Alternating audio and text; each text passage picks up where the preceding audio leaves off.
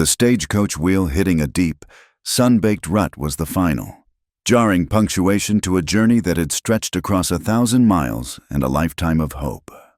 For Sylvia Jane Randall, the jolt was less a physical disturbance and more a summons back to the harsh reality of the present. She straightened her spine, a habit so ingrained it was as natural as breathing, and peered through the dust-caked window. Ridgetop. It was less a town and more a suggestion of one. A collection of raw timber buildings thrown down against a backdrop of endless, rust-colored dirt and a sky so vast and blue it felt like a judgment.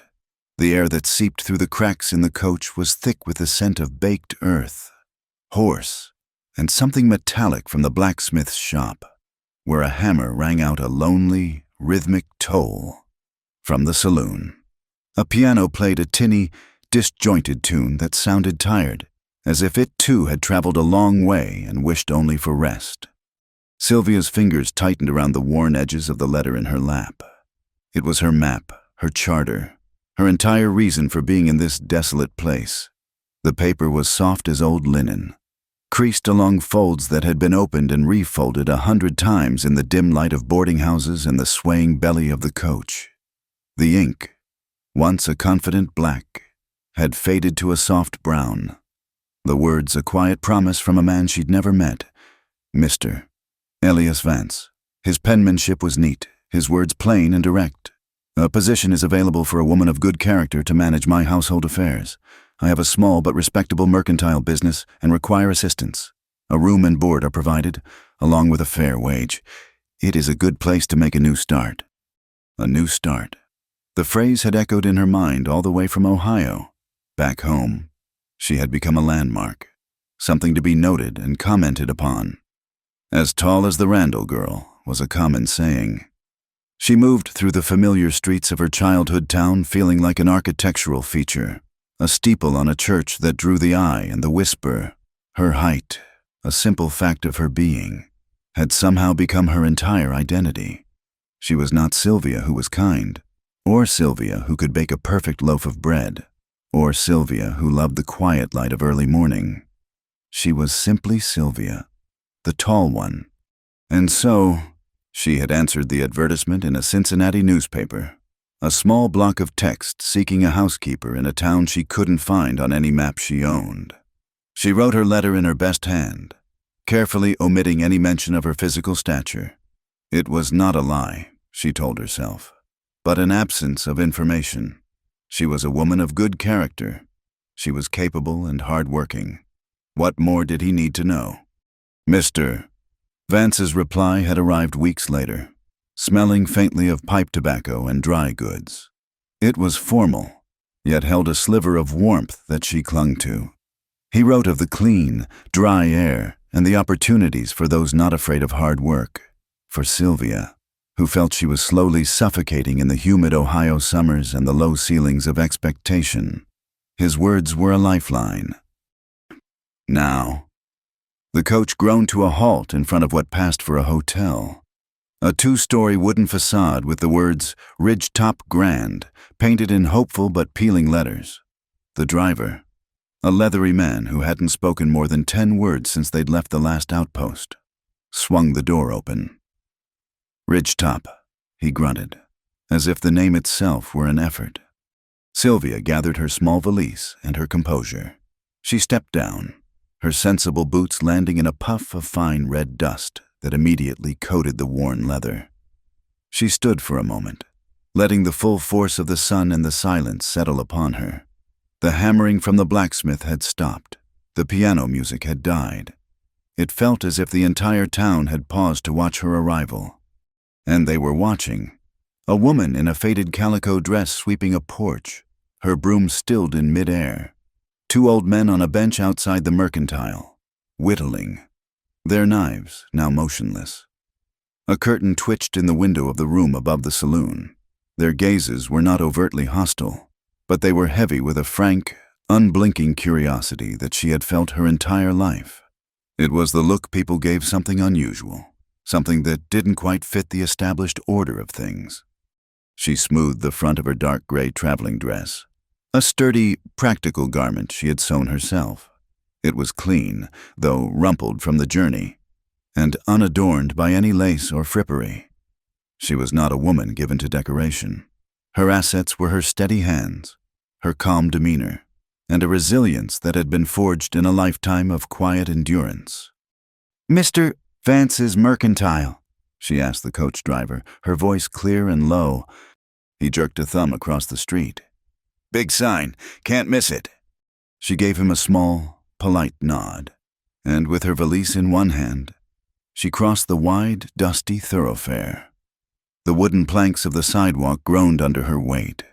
She was conscious of every step, of the way her shadow stretched long and thin in the afternoon sun. She kept her eyes fixed on the sign, Vance Mercantile, General Goods and Provisions. The bell above the door chimed a cheerful, metallic welcome that was at odds with the sudden hush that fell inside. The air was a mix of scents, coffee beans, leather, kerosene, and the sweet, dusty smell of bulk candy in glass jars. A man stood behind the long wooden counter, polishing a pair of spectacles with a small cloth. He was of average height, with thinning sandy hair and a neatly trimmed mustache.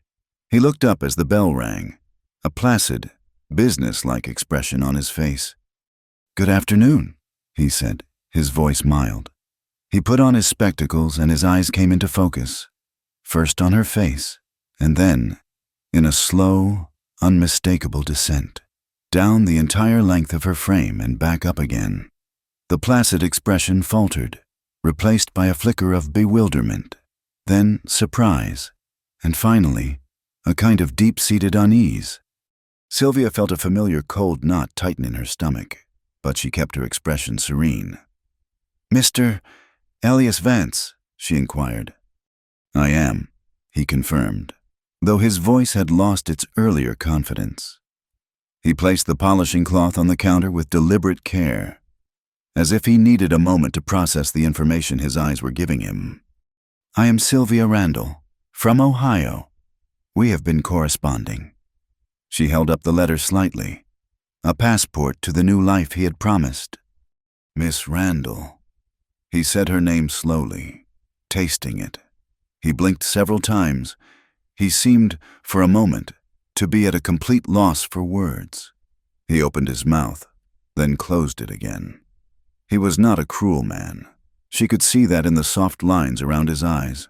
He was simply a man who had built a picture in his mind, a picture of a woman of good character, and she, in the flesh, had just shattered it. The woman he had imagined was likely of a comfortable, manageable size, someone who would move about his home without ever seeming out of place, someone who wouldn't have to duck under the lower door frames. He cleared his throat and came around the counter, a gesture that was meant to be welcoming but which only served to amplify the discrepancy between them. He stopped a good 6 feet away from her, as if a magnetic force were holding him back. He was looking at her chin. "Miss Randall," he began again, his voice now quiet, almost apologetic. I must confess, your letters, they gave no indication. An indication of what, Mr. Vance?" she asked, though she knew the answer. She had always known.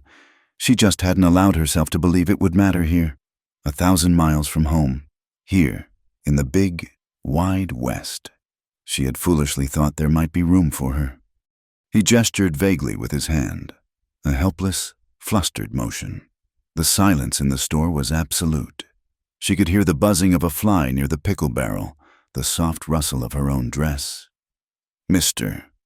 Vance took a shallow breath, his gaze finally meeting hers before skittering away to a point somewhere over her shoulder. Then came the words, spoken softly, but with the clear, sharp finality of a closing door. "I didn't reckon you'd be so tall." There it was, the same old story, told in a different accent. The phrase landed in the quiet air between them, not with a crash, but with a dull, heavy thud. It wasn't an accusation. It wasn't an insult. It was, in his eyes, a simple, insurmountable fact, like a river too wide to cross or a mountain too high to climb. He saw her height not as a characteristic, but as a disqualification. Sylvia said nothing. There was nothing to say. She could not argue with the evidence of his own eyes. She could not shrink herself to fit the neat, tidy box he had constructed for her in his imagination. All the hope that had propelled her across the country, all the carefully rehearsed introductions and plans for her new life, evaporated in the space of that single, quiet sentence. He saw the stillness in her face, and a flush of discomfort crept up his neck. He was a decent man caught in an awkward situation, and he clearly wished himself anywhere else. He offered her a smile that was a pained, apologetic grimace. It was the smile of a man delivering bad news, a smile that begged for her to understand, to make it easy for him, to simply disappear and take his discomfort with her. And then, with that same excruciatingly polite and dismissive smile, he turned away. He retreated back behind the safety of his counter, picking up his polishing cloth as if it were the most important task in the world. The gesture was unmistakable. The interview was over. The position was closed. The new start was canceled before it had even begun. The bell above the door, which had seemed so cheerful just moments before, now felt like a mocking laugh as another customer entered, forcing Sylvia to step aside, to make herself smaller in a world that had already judged her too large. Sylvia Jane Randall walked out of the mercantile and into the full, indifferent glare of the afternoon sun. The cheerful little bell above the door gave a final, mocking tinkle behind her. She did not look back. She kept her head high and her gaze fixed on the far end of the street, as if she had a pressing appointment there. Her spine was a rod of iron, her face a mask of calm neutrality. To any of the townsfolk who might still be watching, she was simply a tall woman walking with purpose. They could not see the tremor in her hands or the way the bright, sharp edges of the world had blurred, as if seen through water. She walked directly to the ridgetop grand, her steps even and measured on the groaning boardwalk. Inside, the air was cooler and smelled of stale beer and old wood smoke. A stoop-shouldered man with a weary face looked up from behind a small desk.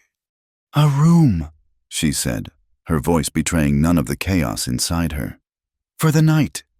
50 cents, he mumbled, pushing a ledger toward her. He did not ask for her name. He simply took her coin and handed her a key attached to a heavy brass tag stamped with the number 4. "Up the stairs, second on the left." The room was small, clean, and utterly impersonal. It contained a narrow iron bed with a lumpy mattress and a thin patchwork quilt, a small washstand with a pitcher and bowl, and a single straight-backed chair. The window looked out onto the main street, offering a direct view of the sign she had traveled 1,000 miles to see Vance Mercantile. She closed the faded floral curtains, shutting out the sight. For a long time, she simply stood in the center of the room, her valise still clutched in her hand. The silence was immense, broken only by the faint, muffled sounds of the town outside. There was a temptation, a powerful urge, to let the iron rod of her spine dissolve, to collapse onto the bed and let the bitter tears she had been swallowing for the last hour finally come. It would be a relief, a great, shuddering storm of grief and disappointment. But she did not. Crying felt like a surrender, an admission that the judgment of a man like Elias Vance had the power to break her, and she would not be broken. Not here, not in this 10 by 10-foot room in a town that had already dismissed her. Instead, she performed the small rituals of arrival. She placed her valise at the foot of the bed. She poured water from the pitcher into the bowl and washed the red dust from her face and hands. The water was lukewarm and tasted of metal. She dried herself on the thin, rough towel provided. Then, with the same deliberate calm, she unlatched her valise. Inside, her few belongings were neatly packed: 2 spare dresses, a nightgown, a brush, and a small, leather-bound writing case. She took the case, the chair, and moved them onto the small covered porch outside her room. From here, the view was different. She could not see the mercantile sign. Only the dusty expanse of the street as it bled into the open prairie, and the low, rolling hills that were turning a deep purple as the sun began its descent. The heat of the day was beginning to bleed away, replaced by a cool, insistent breeze that whispered around the corners of the hotel. She sat, placing the writing case on her lap and the old, familiar valise at her feet, her hands resting on its worn leather top as if for comfort. She opened the case and took out a sheet of paper, a small bottle of ink, and her pen. She was going to write a letter home, to her sister Martha in Ohio. It was a ritual she performed whenever the world became too loud or too difficult. She would write it all down, seal it, and then she would not send it. The act of writing was the important part. It was how she made sense of things. She dipped the pen in ink, the scratching sound loud in the evening quiet. "Dearest Martha," she paused, looking out at the town. The lamplighter was making his rounds, and squares of warm, yellow light began to appear in the windows. The sky was now a symphony of orange and pink and violet. "I have arrived in Ridgetop. The journey was long, but uneventful. The town is situated in a wide, shallow valley. The dust here is not like our soil at home. It is red, the color of a faded barn, and so fine it gets into everything." She wrote of the way the wind carried the smell of sagebrush, a scent both bitter and clean. She described the blacksmith's hammer, how it didn't just strike metal but seemed to be marking the slow, steady time of the town itself. She wrote about the wooden sidewalks, how some of the planks were loose and tipped when you stepped on them. She listed the goods she had seen through the windows of the stores she passed: bolts of calico, sacks of flour, shiny new axes, and jars of hard candy. She did not write that her heart felt like a stone in her chest. She did not write that the promise that had sustained her for weeks had disintegrated in the space of a single sentence. She did not write that she had only 50 cents left to her name and no idea what tomorrow would bring. To write those things would be to give them a power she could not afford. Instead, she anchored herself to the observable world, to the small, irrefutable facts of her surroundings. It was a way of saying, "I am here, I am seeing this, I still exist." "There is a saloon across the way," she wrote, "and the piano player seems to know only 3 songs. He plays them over and over. One of the keys in the upper register is broken. It makes a dull thud instead of a note."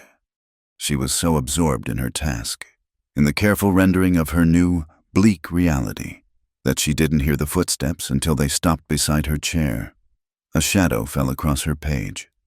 "Bit cold to be sitting out here this evening." The voice was deep, a low rumble that seemed to vibrate in the wooden floorboards of the porch. It was calm, an observation, not an intrusion. Sylvia startled, her pen making a small black star on the paper. She looked up, her body tensing. The man standing there was tall. That was the first thing she noticed, a fact her mind registered with a weary sense of irony. He was taller than Mr. Vance, taller even than she was, with shoulders that seemed to fill the entire width of the porch. He was dressed in worn denim and leather, coated in the same red dust as everything else. A dark, sweat-stained hat was pushed back on his head, revealing a face that was tanned by the sun and lined around the eyes. And it was his eyes that held her. They were a clear, steady blue, and they looked directly at her without flinching, without surprise, without the slow, appraising slide she was so accustomed to. He was simply looking at a person sitting in a chair. She said nothing, merely blinked, her hand still resting protectively on her unsent letter. He didn't seem to require a response. His gaze shifted from her to the darkening landscape beyond the town. He gestured with a slight tilt of his head toward a place she hadn't noticed before, a small cluster of wagons and a flickering point of light a few hundred yards out on the prairie, where the last vestiges of Ridgetop gave way to open country. "My outfit's camped down there," he said, his voice still quiet, matter of fact. "We're pushing a herd north come sunrise. Our cook took a fall from his horse yesterday, busted his leg up pretty bad. We had to leave him with the doc back in Dusty Creek." He paused, and his blue eyes returned to her. He looked at her hands, then at the valise at her feet, taking in her situation with a swift, practical assessment that held no trace of pity. "I need a hand with the cooking for my outfit," he stated, as simply as if he were commenting on the weather. He brought his gaze back to her face, and his expression was entirely serious. "If you know your way around a cast-iron pot." The words hung in the cool evening air. A cast-iron pot. Not a home to be managed, not a life to be started, but a simple, heavy, black iron pot. It was the most solid and real thing she had heard all day. He wasn't offering charity. He was stating a need. He wasn't judging her appearance. He was asking about her ability. Sylvia looked from his unwavering gaze to the distant campfire he had indicated. It was just a tiny spark in the vast, gathering darkness, a small circle of warmth against the immense and lonely prairie. She thought of the 50 cents in her pocket, of the impersonal room behind her, of the letter full of unspoken pain on her lap. She had come west for a new start, and had found only a closed door. Now, here was this stranger, this cowboy, offering not a new life, but a new direction, a job to be done, food to be cooked, a purpose, however temporary. Her throat was tight. She wasn't sure if she could speak. She swallowed, the sound loud in the quiet between them. The cowboy waited, patient. He did not press her. He simply stood there, a tall, solid presence in the twilight, leaving the choice entirely and respectfully up to her. Sylvia Jane Randall gave a single, decisive nod. The motion was small, but it felt like the shifting of a continent inside her. In that moment, the porch of the ridgetop Grand ceased to be a place of desolate waiting and became a point of departure. The unsent letter on her lap, with its meticulous catalogue of a dead-end street, suddenly seemed like a dispatch from a life that was already over. "I know my way around a cast-iron pot," she said, her voice steady. The cowboy, who had not yet offered his name, simply accepted hers. "Caleb Brooks," he said, touching the brim of his hat in a gesture of rough courtesy. "The outfit's this way. Can you be ready in 10 minutes? She was ready now. She folded her letter, tucked it back into its envelope without sealing it, and placed it inside her writing case. She stood, and for the first time did not feel the need to subtly stoop or round her shoulders. Caleb Brooks stood his ground, his height a comfortable match for her own, and waited. The transaction at the hotel desk was brief. The weary man barely looked up as she returned the key, and he returned her 50-cent coin. Back in her room, she packed her few belongings with an efficiency born of long practice. The room was exactly as she had left it, a temporary, soulless box. As she closed her valise for the final time, she did not bother to look out the window at the town. Ridgetop was behind her now. Walking beside Caleb Brooks across the dusty ground, she felt a strange sense of lightness. The men they passed, the few stragglers outside the saloon, turned to watch them. She was still a curiosity, a tall woman walking with a tall cowboy into the dusk. But now she was in motion. She was going somewhere. The stairs seemed to have less power over a moving target. The camp was a small island of life in the vast, darkening sea of the prairie. A large chuck wagon, its canvas cover glowing from the lantern light within, formed the heart of it. A fire crackled in a shallow pit, spitting sparks into the indigo sky. The air smelled of wood smoke, strong coffee, and horses. 4 other men were hunkered around the fire, their faces etched with firelight and shadow. They looked up as Caleb and Sylvia approached, their low conversation dying instantly. Sylvia saw the surprise in their eyes, the same assessment she always saw, but this time was different. Caleb didn't pause or offer any lengthy explanation. "This is Miss Randall," he announced to the group, his tone leaving no room for discussion. "She'll be handling the cooking. Her word about what happens at this wagon is law. See you treat her with respect." He then turned to her. "That's Dusty, Sam, young Billy, and Reuben." The men, to their credit, collected themselves quickly. They nodded, murmuring greetings. A grizzled man with a thick beard, likely dusty, grunted, "Ma'am." A younger man with a shock of blonde hair, Billy, gave a shy, quick smile. They were cowboys, men of few words and practical minds. Their boss had given an order, and they would follow it. The why of her presence was Caleb's business, not theirs. There was no room for her to sleep in, no private space. Caleb simply pointed to a spot near the wagon. "You can put your bedroll here. It's as sheltered from the wind as any." Her life was now circumscribed by the wagon and the fire. The work began before the first hint of dawn colored the eastern sky.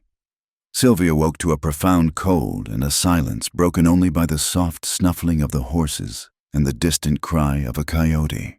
The stars were still scattered across the blackness like chips of ice. She rose from her thin bedroll, every muscle aching from the unfamiliar ground, and moved to the fire pit. The embers from the night before were a faint orange glow deep in the ash. She gently coaxed them back to life, adding small twigs, then larger pieces of wood from the box on the side of the wagon, which she was pleased to find had been fully stocked. The fire was a living thing, and she tended to it with a focused care. It was the source of warmth, of coffee, of food. It was the center of their world. Her kitchen was the back of the chuck wagon. A hinged lid dropped down to form a sturdy work table. Inside, everything had its place: tins of flour, cornmeal, and coffee, sacks of beans and potatoes, a slab of salt pork wrapped in cheesecloth. Her tools were simple and heavy: a massive cast-iron skillet, a Dutch oven big enough to bathe a small child in, and a coffee pot blackened by 100 fires. She worked by the growing light of the fire, her movements economical and sure.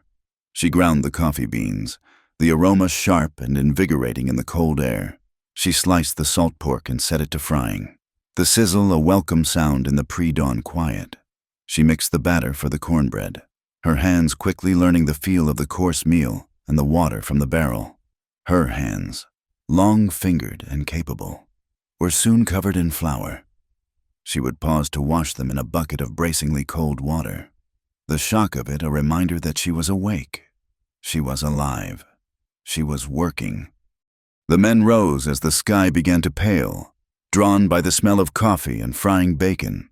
They moved with a sleepy, practiced efficiency, rolling their beds, tending to the horses. They gave her a wide berth, still unsure of this new, tall presence at their fire. They filled their tin cups with coffee and waited. Caleb was the first to take a plate. He moved to the fire, speared several slices of bacon, and took a large square of the golden brown cornbread she had baked in the skillet.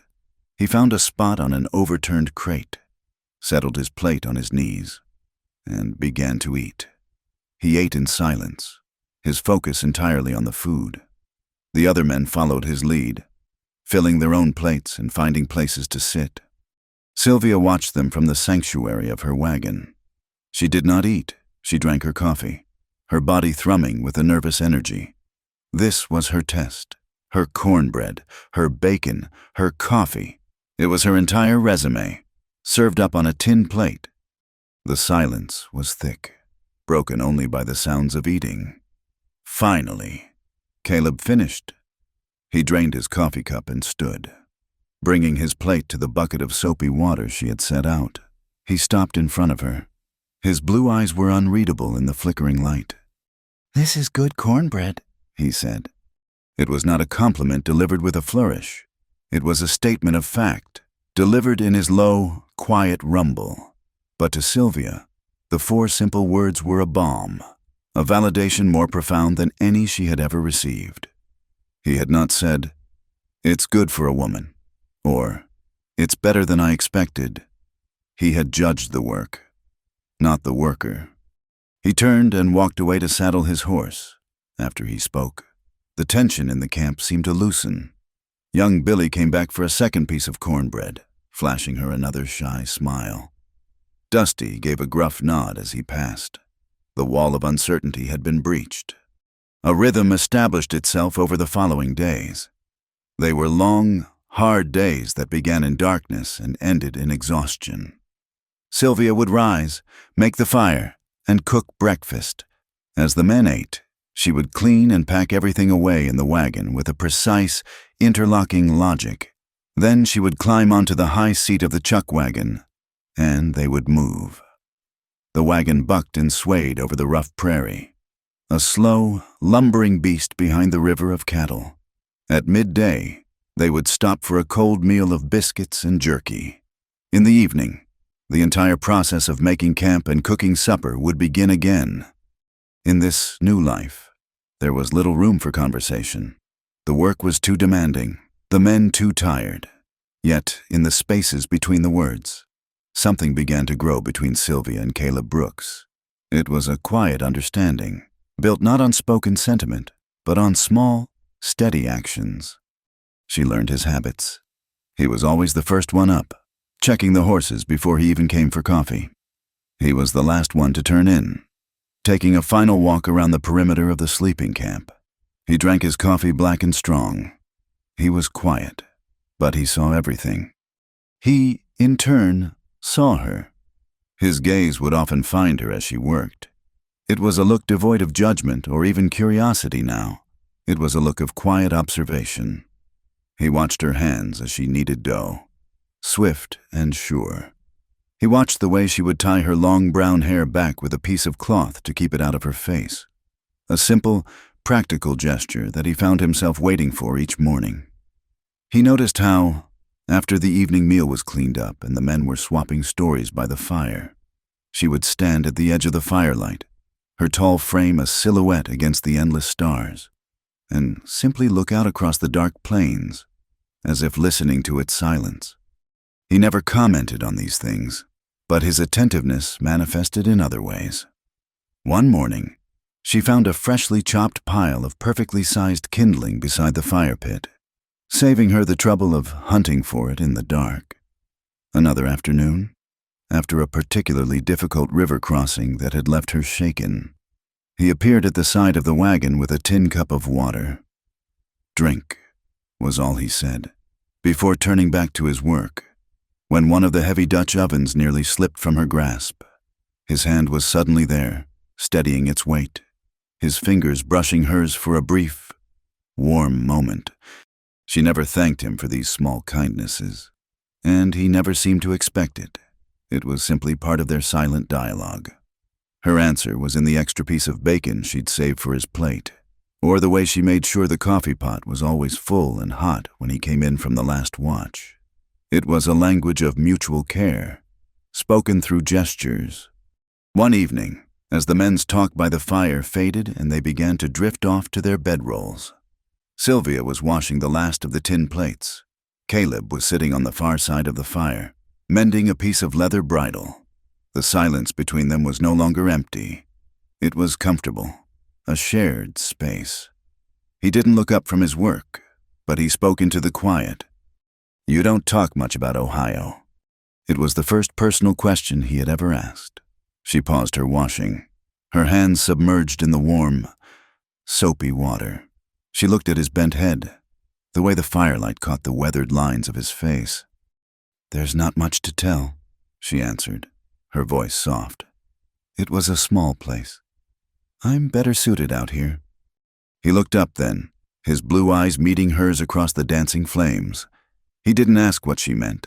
He didn't ask why she'd left or how she'd ended up on a hotel porch in Ridgetop. He seemed to understand that the reasons were less important than the result. "Yes," he said, after a long moment. "I reckon you are." He returned his attention to his mending, and she returned to her washing. But a quiet thread had been spun between them in that simple exchange. He had seen her not as a refugee from a failed life, but as someone who belonged right where she was, standing tall under a vast western sky, and for the first time since she'd left her home. Sylvia Jane Randall felt that perhaps he was right. For 2 weeks, the world shrank to the size of a rolling camp. It was a world defined by the plodding rhythm of the cattle, the vast, silent canvas of the sky, and the small, predictable orbit of 5 men and 1 woman. Sylvia's life found a cadence that was as steady and soothing as a heartbeat. She learned the specific groan the chuck wagon's axle made on a downhill slope, the exact moment the sun would crest the horizon to finally warm her chilled fingers, and the particular way each man in Caleb's outfit took his coffee. Dusty, the oldest, liked his with a spoonful of molasses. Sam and Reuben took theirs black and scalding. Young Billy, who couldn't be more than 18, preferred his pale and sweet with condensed milk. And Caleb took his straight, holding the hot tin cup in his calloused hands as he stared into the fire, a silent communion that seemed to prepare him for the day. The men, in turn, had learned her. They no longer saw a strange, tall woman who had appeared out of nowhere. They saw Miss Randall, whose biscuits were always light, whose bean stew could warm a man to his bones on a cold night, and whose quiet presence had become as essential to the camp as the fire itself. They left her a wide circle of privacy around the wagon, kept their language cleaner than was their habit, and deferred to her wordless authority in her domain. A quiet, unspoken respect had been forged through shared hardship and her undeniable competence. The camp was, in its own rough way, a sanctuary. This peace was shattered at the confluence of the Powder and Cheyenne rivers, a prearranged meeting point. They were joining a larger herd being pushed up from the south, combining their 100 head of cattle with 1,000 more for the final leg of the drive. The other outfit arrived in a cloud of dust and a cacophony of noise. They were a dozen men, loud and boisterous, led by a man named Frank Carver, who had a booming laugh and restless eyes. From the moment they rode in, the delicate equilibrium of Sylvia's world was disturbed. Where Caleb's crew was quiet and efficient, these men were swaggering and coarse. They treated the camp not as a shared space, but as a conquered territory. Their voices were too loud, their jokes too rough, their stares too bold. And their stares, of course, landed on Sylvia. It was ridgetop all over again, but worse. Here, in the open, with no walls to hide behind. She was a spectacle. She felt their eyes on her as she worked, a physical pressure on her back and shoulders. The initial gawking soon turned to whispers and snickers that were meant to be overheard. She ignored them, her face set in a placid mask. She focused on the fire, on the weight of the skillet in her hand, on the precise measure of flour and salt.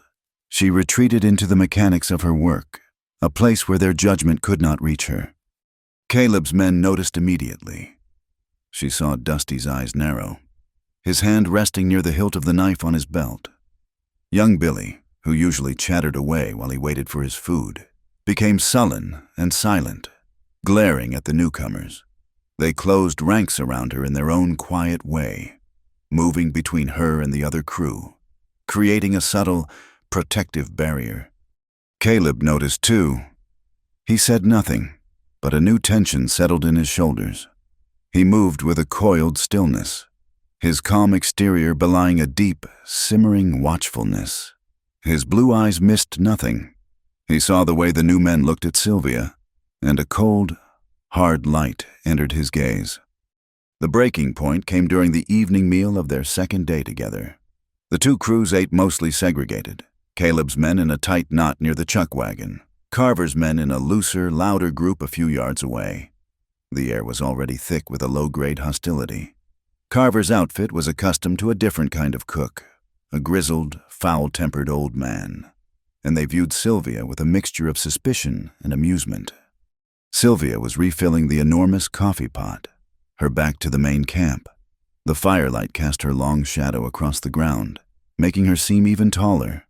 A statuesque figure against the flickering flames, a lanky cowboy from Carver's crew, a man named Bert, nudged his neighbor. His voice, a carrying drawl meant for his friends but pitched just loud enough for everyone to hear, sliced through the evening air. "Look at that," he snickered. "That cook girl is nearly as tall as the main pole on a circus tent. Reckon she could see clear to next week from up there." A few of his companions chuckled, a low, ugly sound. The reaction from Caleb's crew was instantaneous. Dusty's hand shot to his knife. Sam went rigid, The air crackled, the temperature of the camp dropping 20 degrees in a heartbeat. Sylvia froze for a fraction of a second, the heavy coffee pot clutched in her hand. The words were not new. She had heard variations of them her entire life. They were the casual, thoughtless cruelties of men who measured the world by their own limited standards. But hearing them here, in this place that had become her haven, felt like a physical blow. The familiar cold dread washed over her, but this time it was followed by a slow, burning anger. Before she could even turn, Caleb moved. He had been sitting on a log, his tin plate balanced on his knee. He didn't jump up. He didn't shout. He placed his plate carefully on the ground beside him. And then he rose. He unfolded to his full height in one smooth, deliberate motion that seemed to draw all the light and air in the camp toward him. The firelight glinted off the worn handle of the Colt revolver strapped to his hip. He didn't look at Sylvia. His calm, chillingly quiet gaze was fixed solely on Bert, who was still grinning. The grin faltered and died on the man's face as Caleb took 2 slow, unhurried steps forward. Closing half the distance between the two groups, the entire camp fell into a dead, ringing silence. The only sounds were the crackle of the fire and the lowing of the distant cattle. When Caleb spoke, his voice was not raised. It was a low, conversational tone, yet it carried across the clearing with more force than any shout. "The last man who laughed at her," he said, his eyes never leaving Bert's, "lost his front teeth." The statement was delivered as a piece of simple information, a historical fact. There was no rage in his voice, only an absolute, diamond-hard certainty. It was not a threat of what he might do. It was a promise of what would happen. The silence that followed was profound.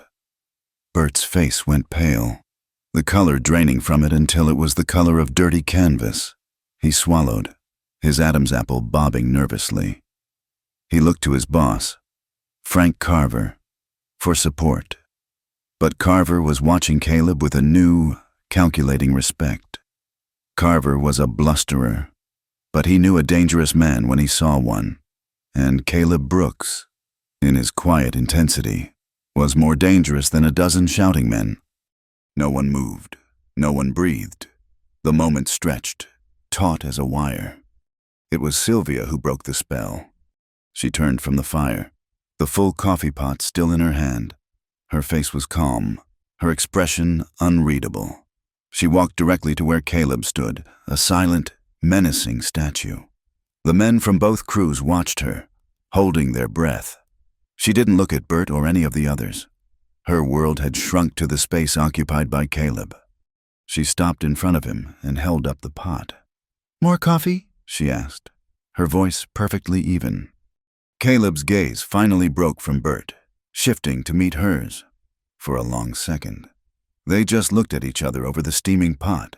In her eyes, he saw not a plea for rescue, but a deep, unshakable strength. In his, she saw not pity, but a fierce, unwavering allegiance. It was a conversation without words, a treaty signed in the tense silence of the camp. "I'll have some," he said, his voice returning to its normal, quiet rumble. He held out his cup. Her hand was perfectly steady as she poured the hot, black liquid. Not a single drop was spilled. It was a simple, domestic act. Yet, in that context, it was an act of profound defiance and solidarity. It was her way of saying, "We are together in this. Your fight is my fight." It was her way of calming the storm he had summoned on her behalf. She finished pouring and straightened up. Caleb took a sip of the coffee, his eyes still on her. Then, without another word or glance at the other crew, he turned, walked back to his log, and sat down. The tension, though still present, had been lanced. Frank Carver cleared his throat. "Bert," he growled, "shut your damn mouth and eat." Bert, looking profoundly relieved to still be in possession of his teeth, mumbled an apology and turned his full attention to his plate. The incident was over. But something had fundamentally changed. Sylvia was no longer just the camp cook. She was a protected territory. The quiet respect of Caleb's crew had been broadcast for all to see, solidified by the unshakable authority of their leader. The snickers and whispers from Carver's crew died completely. They still watched her, but now their curiosity was mingled with a healthy dose of caution. Later that night, when the camp was quiet and the men were wrapped in their bedrolls, Sylvia stood by the chuck wagon, cleaning the last of the pots. Caleb was taking the first watch, walking the perimeter of the herd, but he stopped by the fire on his way out. He stood there for a moment, warming his hands. He didn't mention what had happened. There was no need. The act itself had said everything. But as he turned to leave, he paused. "Sylvia," he said, his back to her. "Yes." He looked over his shoulder, his face half in shadow, half in firelight. "I'm glad you're here." Then he disappeared into the darkness, leaving her alone with the quiet sounds of the night and the newfound warmth that had nothing to do with the dying embers of the fire. The aftermath of the confrontation settled over the trail drive like a quiet dust, muffling the boisterousness of Carver's crew and solidifying the invisible walls around Caleb's outfit. The change was palpable. The men from the other camp now addressed Sylvia with a formal, cautious "ma'am," if they needed to address her at all. They kept their distance from her chuck wagon, their eyes no longer lingering with mocking curiosity but sliding away respectfully. She was no longer a public spectacle. She was the trail boss's cook, and that, it turned out, was a title that afforded a surprising amount of protection. This new peace allowed the delicate, unspoken thing between Sylvia and Caleb to breathe. The landscape itself seemed to conspire in this, leading them into a wide, green valley where the grass was plentiful and the water ran clear and slow. For the first time in weeks, the relentless forward push of the drive eased. The great river of cattle spread out to graze contentedly, and the men were gifted with a rare interlude of relative rest. The days took on a slower, more domestic rhythm. There were horses to be reshod, gear to be mended, and clothes to be washed in the cold, clear river. One afternoon, Sylvia sat on an overturned crate in a patch of shade beside her wagon, her own small sewing kit, a leather pouch her mother had called a husif, open on her lap. She was methodically darning a hole in the heel of one of young Billy's socks, the rhythmic pass of the needle a soothing, familiar motion. The camp was quiet, a low hum of activity replacing the usual exhaustion. Men cleaned rifles, played quiet games of cards, or simply slept in the shade. From her vantage point, she could see Caleb. He was not resting. He was working with his horse, a powerful buckskin named Dune. He spoke to the animal in a low, continuous murmur, his hands moving over it with a firm, confident gentleness as he checked its hooves. There was a deep, innate patience in him that Sylvia had come to admire. He was a man who understood that some things, a nervous horse, a slow-to-start fire, a wary woman could not be rushed. They required time, steadiness, and a quiet respect for their nature. She watched his hands, large and calloused, as they expertly ran a curry comb over the horse's flank. They were the same hands that had steadied a falling pot, the same hands that she knew could be balled into a fist of terrifying stillness. She finished the sock, knotted the thread, and was about to start on a shirt with a torn cuff when his shadow fell over her. She looked up. He was standing before her, holding his saddle. It was a beautiful piece of equipment, though clearly old and heavily used. The leather was dark with oil and sweat, molded and burnished by countless hours of riding. It was more than just a tool. It was a part of him, a chronicle of his life written in scuffs and scars. But now, there was a fresh tear near the cinch strap, a long, ugly gash where the stitching had given way under strain. It was a dangerous flaw, one that could cause a serious accident if it wasn't repaired properly. He held it out to her, not quite offering it, a hint of uncertainty in his posture. He had faced down a dozen hostile men without flinching, yet here he stood, hesitant to ask a small favor. "Sylvia," he began, and the sound of her own name, spoken in his low voice, made her heart give a peculiar little jump. He had never used it before. It had always been the formal Miss Randall. The single word changed the air between them, drawing a line between this moment and all the ones that had come before it. He cleared his throat. "You have a good hand with a needle. I've seen your work." His gaze flickered to the neatly repaired items in her sewing basket. Could you mend this for me?" She looked from his earnest, hopeful face to the heavy saddle in his hands. It was an enormous gesture of trust. A man's saddle was his livelihood, his safety, his throne. To ask another to repair it was to place his well-being in their hands. He wasn't asking the cook to perform a chore. He was asking Sylvia, the woman with a good hand, for her skilled help. For a long moment, she just sat there, the needle still held loosely in her fingers. 1,000 thoughts rushed through her. She thought of Mr. Vance and his dismissive smile. She thought of the men who had laughed at her height. They had all looked at her and seen only an awkward, oversized frame. Caleb Brooks looked at her and saw skillful hands. A slow warmth spread through her chest. A feeling so unfamiliar it took her a moment to recognize it as simple, unadulterated happiness. She gave him a small nod, the only answer she could manage. His shoulders relaxed in a barely perceptible wave of relief. "Thank you," he said, and he carefully laid the heavy saddle on the ground beside her. As he walked away, she reached out and ran a hand over the worn leather. It was still warm from the sun and smelled of him, of horse and leather and the clean scent of the prairie. She picked up her hussif and chose her tools with the care of a surgeon. A thick, waxed linen thread, the strongest she had, a curved sailmaker's needle and a small, sharp awl to pierce the tough leather. She worked all afternoon, the rest of the camp fading into a distant murmur. This was more than a simple repair. It felt like a sacred task, with the awl. She carefully punched a new line of holes along each side of the tear. Then, with the needle and thread, she began to stitch. Her motions were slow and precise. Each stitch pulled tight and even, forming a strong herringbone pattern that would hold against the most punishing strain. Her fingers ached, and the tough leather resisted the needle, but she worked on with a focused intensity. As she sewed, she thought of him.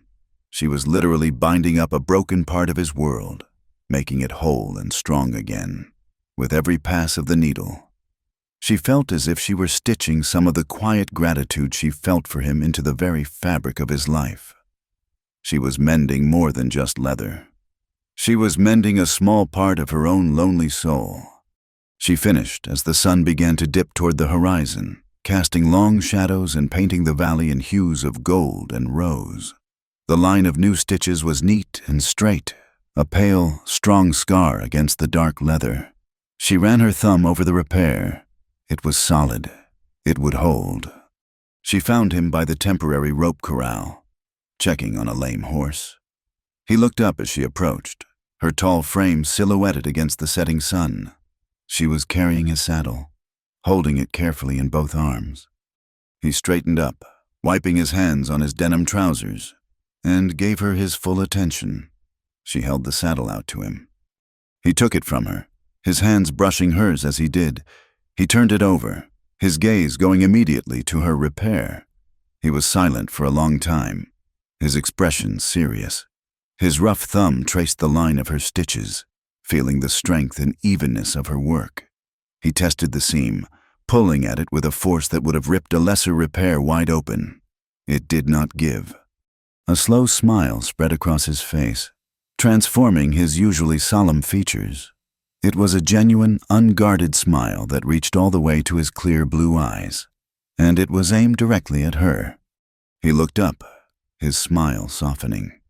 "Stitched as strong as a tent post in a storm," he said, his voice low and full of sincere admiration. As he spoke, he reached out, his intention perhaps only to steady the saddle he was holding, but instead of touching the leather, his fingers lightly brushed the back of her hand, which was still resting on the saddle horn. The touch was brief, accidental, yet it sent a jolt of warmth straight up her arm. It was a simple, human contact. But in the vast, empty space of the prairie, and the even larger space of her own guarded life, it felt momentous. She looked down at his hand covering hers, his skin dark and calloused from a life of hard labor, hers pale and pricked from the needle. She drew in a small, sharp breath. He seemed to realize what he'd done at the same moment she did. He didn't pull away. Instead, he simply left his hand there for a beat longer than necessary. A quiet acknowledgement of the moment. A small, surprised laugh escaped Sylvia's lips. It was a sound she hadn't heard from herself in a long, long time. It was light and airy and real. Hearing it, Caleb's smile widened, and he let out a low chuckle of his own. It wasn't the booming laugh of a man like Carver. It was a quiet, warm sound, full of a gentle pleasure that seemed to be reserved just for her. For a moment, they stood there in the golden twilight, a man and a woman sharing a small, private laugh. The loneliness that had been Sylvia's constant companion for as long as she could remember seemed to recede, pushed back by the simple, profound warmth of a shared smile and the light, lingering pressure of his hand on hers. The quiet accord struck between them in the Golden Valley became the new foundation of their days. The shared smile, the light touch of his hand, had been like a single, well-placed stone that settles a loose path. An ease grew between them, a comfort that didn't require the scaffolding of constant conversation. They moved in a shared orbit, their tasks distinct but their purpose intertwined. And this unspoken partnership was a language they both understood perfectly. But the prairie was a fickle host. The idyllic valley was a gift, not a promise. And after a week of gentle sun and plentiful grass, the landscape began to change again. They moved northward, into a flatter, more exposed country where the sky was a vast, unforgiving lid and the wind was a constant, restless presence. It whispered through the tall grass during the day and moaned around the chuck wagon at night, a lonely, mournful sound that got under a person's skin. The weather turned with the terrain. The clear, benevolent blue sky was replaced by a bruised, moody gray that hung low and heavy, seeming to press down on the very land itself. The air grew thick and humid, charged with a nervous, electric energy. The cattle became skittish, their lowing taking on an anxious edge. The horses pinned their ears back and tossed their heads at unseen phantoms in the wind. The men grew quiet and watchful, their eyes constantly scanning the horizon. Caleb was a coiled spring of tension, his usual calm replaced by a sharp, focused vigilance. He spent more time in the saddle, riding wide circles around the herd, his face grim. "Storm's coming," Dusty grunted one evening, squinting at a bank of dark, purple-tinged clouds massing in the west. "A bad one, I reckon." Sylvia felt it too. A deep, primal unease settled in her bones. She worked with a driven urgency, securing every tin, every sack, every loose item in the chuck wagon, tying down the canvas flaps until her fingers were raw. She prepared the evening meal with one eye on the sky, watching the approaching clouds devour the last of the daylight. The storm did not arrive with a warning of gentle rain. It struck with the sudden, shocking violence of an ambush. The first gust of wind hit the camp like a physical blow, tearing at the fire and sending a shower of embers scattering into the grass. The temperature plummeted. Then came the rain, not in drops, but in a solid, wind-driven sheet that was as cold as ice water. The world beyond the small circle of the camp disappeared behind a roaring, gray curtain. Chaos erupted. Men shouted, their voices snatched away by the wind. A flash of lightning bleached the scene in a ghostly white, followed an instant later by a crack of thunder so loud it seemed to split the very earth. The horses screamed in terror, pulling at their picket lines. "The herd!" Caleb's voice roared above the din, a command that cut through the panic. "Get to the herd! Keep them from running!" He and the other men, including Carver's crew, became frantic shadows, fighting their way into their saddles. their figures illuminated in the strobing flashes of lightning as they galloped out into the deluge to try and control the terrified cattle. And then, Sylvia was alone. She was alone in the heart of the maelstrom, with only the groaning chuck wagon and the dying fire for company. The wind howled with a malevolent, human-like voice, trying to rip the canvas cover from the wagon. The rain fell with such force that the ground turned to a slick, sucking mud around her feet. Her one immediate, desperate focus was the stew. She had a massive Dutch oven full of beef and vegetable stew simmering on a heavy iron tripod over the fire. It was food for nearly 20 hungry, exhausted men. It was warmth and sustenance. It was her job. The fire was fighting a losing battle against the downpour, hissing and spitting in protest. The wind, in a furious gust, slammed into the tripod. The heavy iron legs shuddered, and the pot, with its precious contents, tilted precariously. Without a second thought, Sylvia lunged forward. She threw her entire body against the Dutch oven, her shoulder pressed against the hot iron, her arms wrapped around it, trying to hold it steady. The pot was immensely heavy, and the force of the wind was a relentless, invisible giant pushing against her. Her boots slid in the mud, and she felt her strength beginning to fail. "No!" she gasped, her voice lost in the roar of the storm. "You will not!" She was no longer just saving a meal.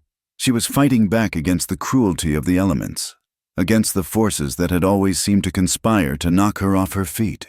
She held on with a grim, desperate tenacity, her muscles screaming in protest, the rain plastering her hair to her face and blinding her. Another bolt of lightning lit up the world, and in that stark, instantaneous flash, she saw that she was losing.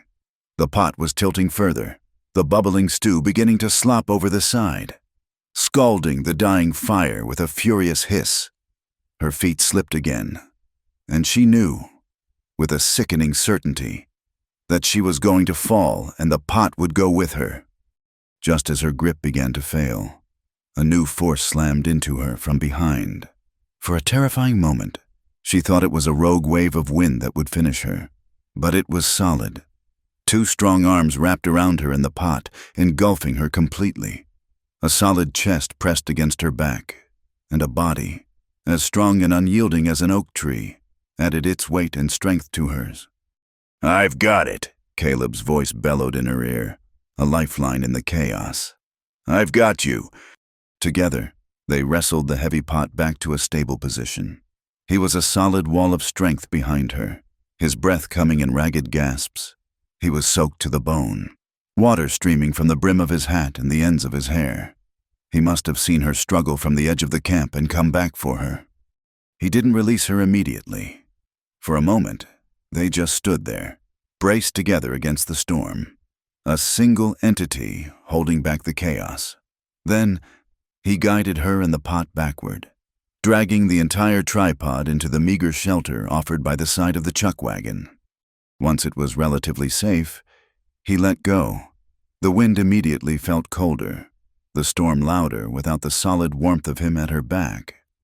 "Get under the wagon," he yelled, pointing toward the canvas overhang at the back where her workbench was. He didn't wait for her to obey.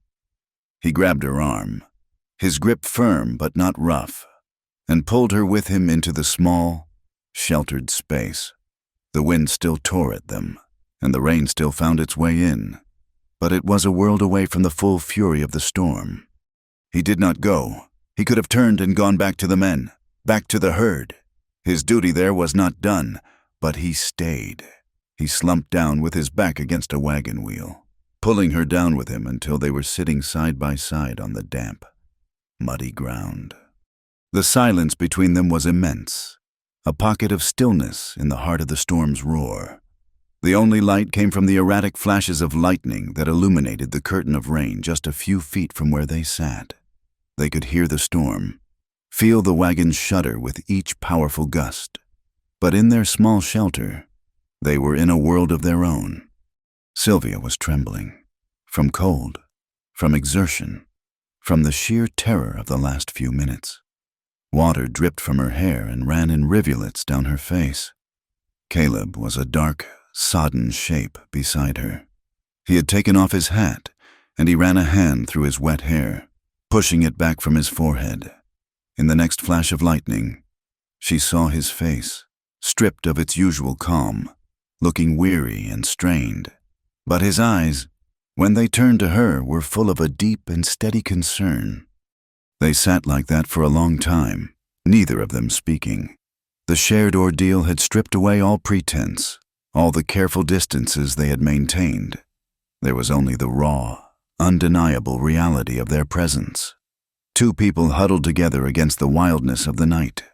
Finally, in a lull between the peals of thunder, Sylvia found her voice. It was a whisper, so quiet she wasn't sure he had heard it over the drumming of the rain on the canvas above them. "Aren't you afraid?" He turned his head slowly, his profile a stark silhouette against the next flash of lightning.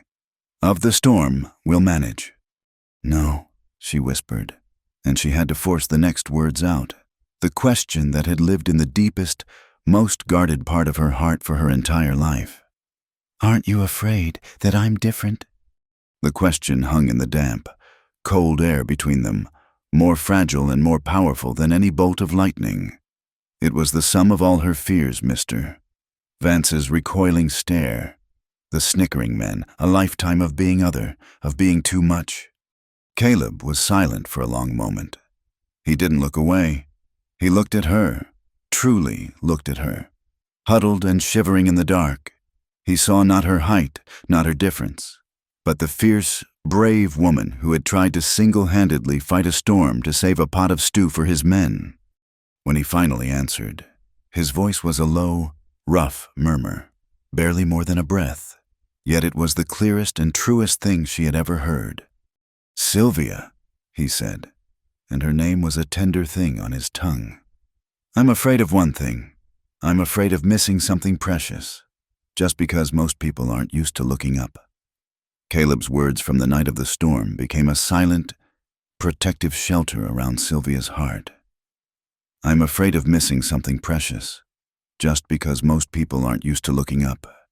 He had not just defended her, he had seen her, and in his seeing, she had begun to see herself differently.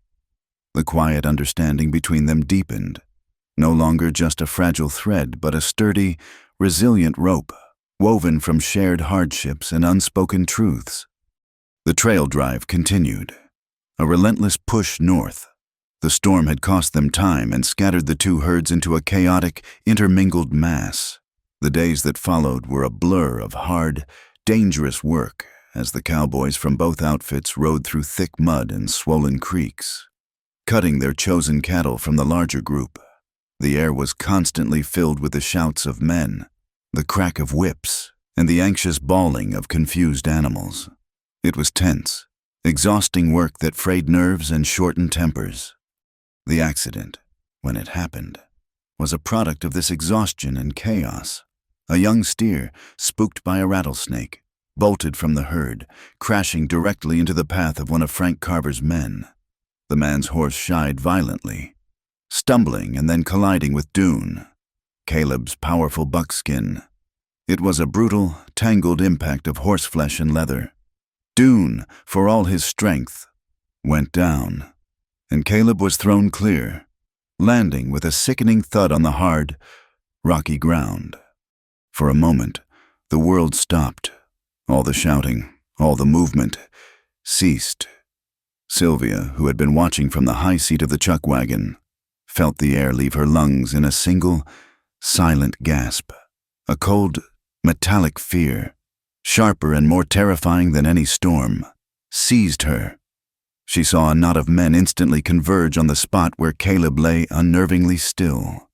Someone caught Dune's reins as the frightened horse scrambled to its feet, seemingly unharmed, but Caleb did not get up. Sylvia watched, her knuckles white where she gripped the wagon seat, as Dusty and Sam knelt beside him. After a moment that stretched for an eternity, they helped him sit up. He was alive. The relief that washed over her was so profound it left her weak and trembling.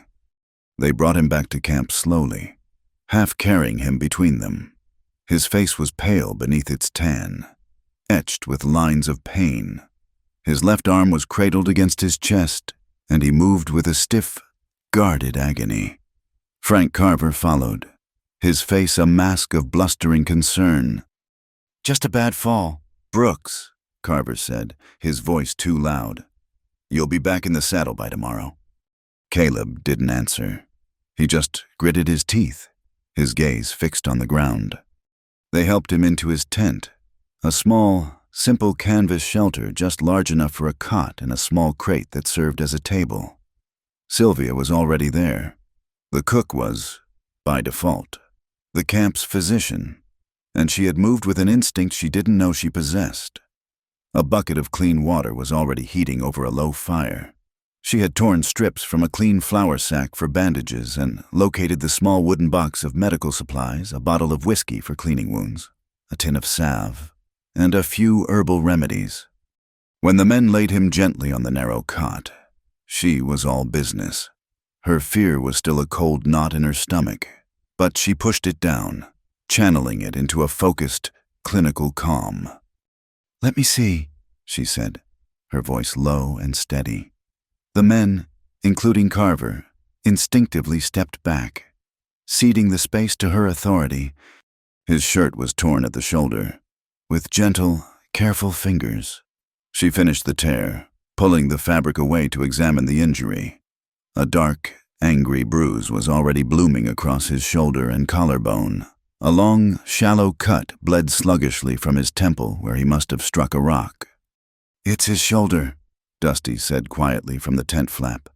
"Might be out of joint."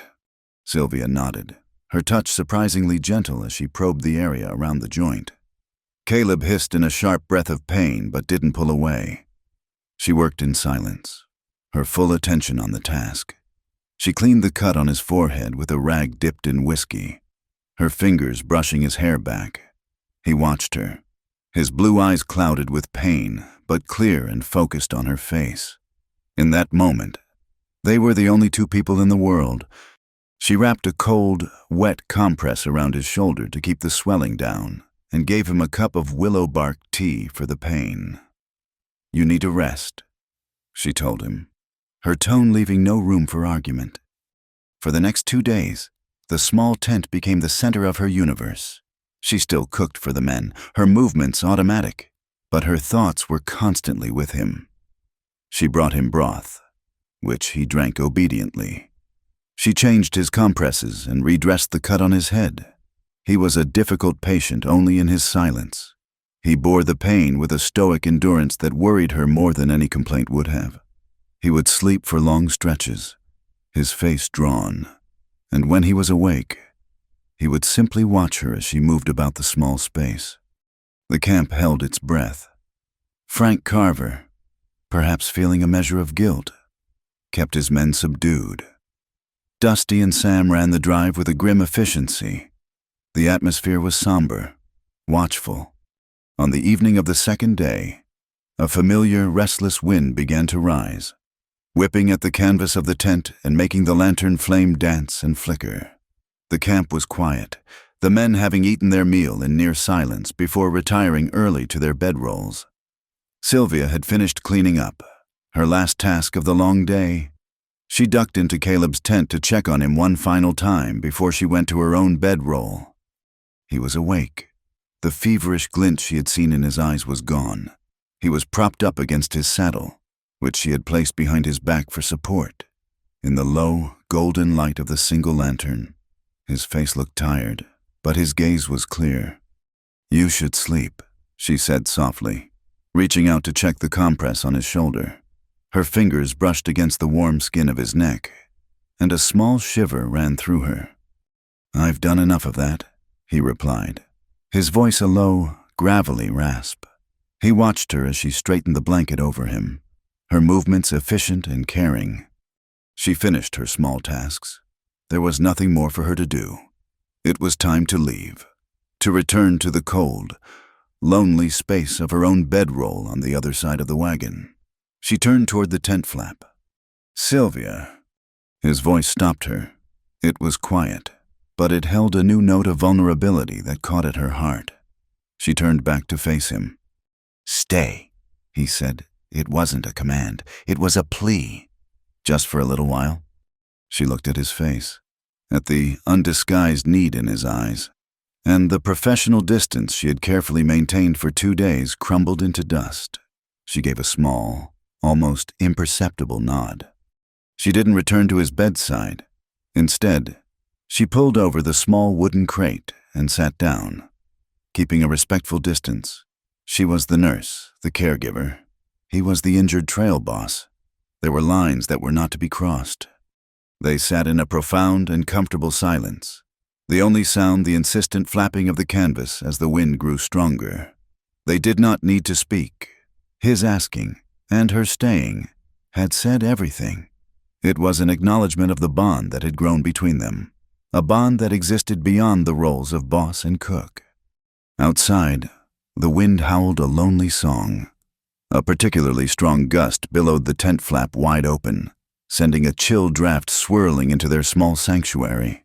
The lantern flickered wildly, threatening to go out. Sylvia stood and went to the entrance, her tall frame filling the opening as she secured the flap. Pulling the leather thongs tight against their wooden toggle, she stood there for a long moment, her back to him, her hand still resting on the fastening. The simple act of closing the flap had shifted something in the atmosphere.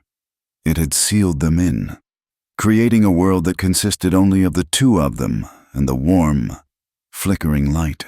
The wind outside was the rest of the world, and it could not get in. She thought of all the doors that had been closed to her in her life, the doors of opportunity, of acceptance, of love. She had always been on the outside. Now, here, in this small, fragile shelter, she was on the inside, and he, the man who had invited her in, was hurt, vulnerable, and had asked her to stay. Her heart was beating a slow, heavy rhythm against her ribs. She was acutely aware of him watching her from the cot. This was a threshold, a moment of profound and irrevocable choice. She could go back to her crate, maintain the safe distance, and in the morning, things would go back to the way they were. Or she could cross it. She turned her head slightly, looking back at him over her shoulder. Her voice, when it came, was a breath of sound, a whisper that was almost lost in the wind. "Do you want me to lock the door?" The word hung in the air between them. There was no lock. Not really. Only the toggle and the leather ties. But they both knew what she was asking. She was not asking about securing the tent against the wind. She was asking if he wanted her to close the door on the world outside, on the roles they played, on the distance she had so carefully maintained. She was asking if he wanted her to stay not just for a little while, but for the night. Caleb's breath hitched. A slow, painful smile touched his lips, a smile that was half wince, half wonder. He looked at her, his blue eyes luminous in the lamplight, and in them she saw all the loneliness and all the hope that mirrored her own. "Only," he breathed, his voice rough with emotion, "if you want to." It was the most beautiful thing anyone had ever said to her. He was not taking, not demanding. He was offering. He was giving her the choice that no one else ever had. He was placing his own vulnerability, his own heart, entirely in her hands. The last of her fear dissolved, replaced by a feeling of certainty so deep and so powerful, it felt like coming home. She turned fully away from the door and faced him. Her hand fell from the toggle. She did not need to touch it again. The choice was made. The door was locked. And as she took a slow step back toward the light, back toward him, she knew, with every fiber of her being, that she would never feel locked out again. Sylvia emerged from the warmth of Caleb's tent into the cold, gray light of a false dawn. The world was utterly still, caught in the hushed moment between the last stars and the first hint of sun. The wind had died in the night, and the air was sharp and clean. Inside the tent, Caleb had finally fallen into a deep, healing sleep. His breathing slow and even, she had stayed, sitting on the crate beside his cot, until his restlessness had eased. her quiet presence a silent vigil against his pain. Then, as the darkness had begun to soften, she had risen and slipped away, a ghost in the twilight. She had not been unseen. Across the clearing, a figure detached itself from the shadows near the horse line. It was Bert, the lanky cowboy from Carver's crew, the one whose teeth Caleb had so calmly threatened to remove. He was on his way to relieve the night guard, and he stopped dead in his tracks. His head tilted, he watched her straighten her tall frame, push a stray strand of hair from her face, and walk with a steady, unhurried pace toward the chuck wagon. He saw the tent flap fall closed behind her. A slow, knowing smirk spread across his face. It was a look of vindicated suspicion, ugly and triumphant. He said nothing, but his eyes followed her all the way to the fire pit, and the smirk remained. By the time the rest of the camp began to stir, the poison was already spreading. It did not travel in shouts or accusations, but in the way gossip always does in whispers that evaporated when she drew near, in meaningful glances exchanged over the rims of coffee cups, in snickers that were quickly disguised as coughs. The air, which had been cleansed by the storm, was now thick and foul with insinuation. Sylvia felt it immediately. It was a language she had been forced to learn in childhood. The sudden silences, the way men's eyes would meet hers for a fraction of a second before skittering away, filled with a new and sordid curiosity. It was different from the simple, open gawking she was used to. This was uglier. This was a judgment. She did not react. To do so would be to acknowledge the charge, to grant their whispers the dignity of a response. She held her head high, her expression serene, a mask of calm she had perfected over a lifetime. She moved through the camp, an island of quiet purpose in a sea of murmurs. She coaxed the fire to life, the flames a welcome, honest warmth against the chill of the men's stares. She ground the coffee, the rhythmic crunching a steady beat against the unsteady rhythm of her own heart. She mixed the biscuit dough, her hands sure and methodical, even as she felt a tremor of anger deep inside. Carver's men were the worst.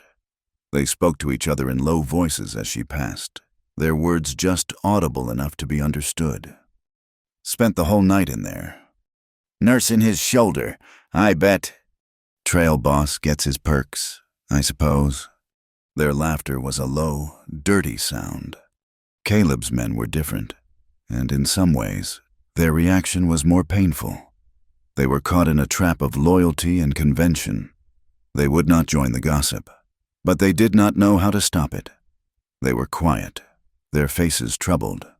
When she handed young Billy his plate, he couldn't meet her eyes, a flush of shame coloring his neck. Dusty took his coffee with a gruff nod, his gaze fixed on the horizon, a deep line of disapproval etched between his brows. It wasn't disapproval of her. She knew, but of the situation, of the violation of the camp's unwritten codes. They were decent men, and they were embarrassed for her. Their awkward silence was a testament to the power of the gossip, a wall that had suddenly risen between them. She took Caleb his breakfast last. He was awake, sitting up on his cot, his bruised shoulder stiff but no longer agonizing.